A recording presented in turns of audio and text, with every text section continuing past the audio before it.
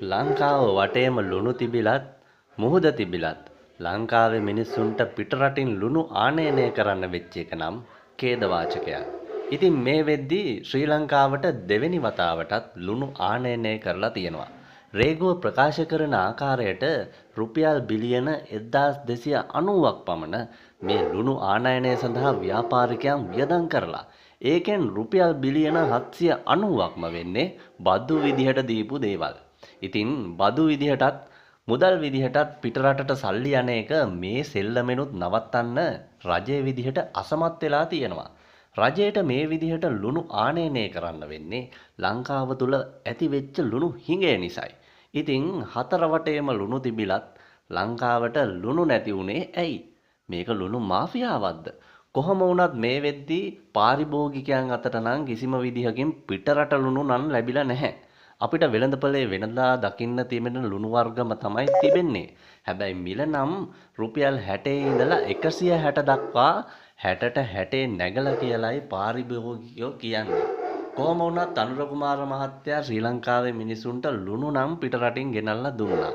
හැබැයි ව්‍යාපාරිකයෝ අධික ලාභ ලබාගෙන පරණ මිලට වඩා වැඩි මිලට ලුණු ලබා දෙන්න කටයුතු කරන එකට නම් අනුර කුමාර මහත්තයාට මොනවා හරි පියවරක් ගන්න වෙනවා.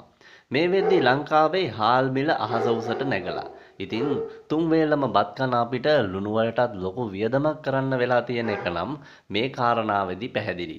ඉතින් විශේෂඥයෝ ප්‍රකාශ කරන්නේ ලංකාවේ කිසිම මිලක් පාලනය කරගන්න බැරි මට්ටමකට දැන් අහස උසට නැගලා කියලයි.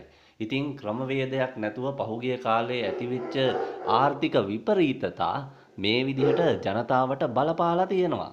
කොහොම වුණත් 60ට තිබ්බ ලුණු පැකට් එක 160 වෙද්දී 80ට 90ට කාපු හාල් 320 වෙද්දී පාරිභෝගිකයෝ ජීවත් වෙන්නේ ඊටාම අමාරුවෙන් කියන එක නම් අපි හැමෝටම පැහැදිලි. කොහොම වුණත් මේ වෙනකොට ලංකාවට ටොන් ගණන් ලුණු ආනයනය කරන්න ව්‍යාපාරිකයෝ උනන්දු වෙලා තියෙනවා. ඉතින් ඒ ව්‍යාපාරිකයන්ට ඊටා ඉහළ ලාභයක් ලැබෙන්න මේක හේතුවක් වෙලා තියෙනවා කියලා නම් අපි හැමෝටම පැහැදිලි.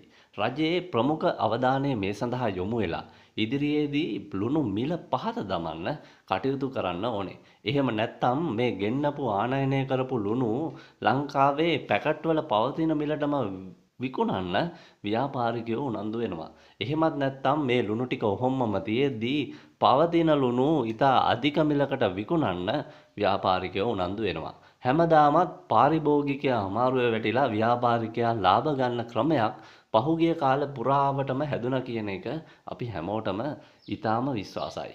ඉතින් අන්න ඒ නිසා පාරිභෝගිකයෝ හූරන් කන එක මේ වතාවේදීවත් නැවතුනොත් අපිට ඉදිරියේදී හොඳ අනාගතයක් බලාපොරොත්තු වෙන්න පුළුවන්.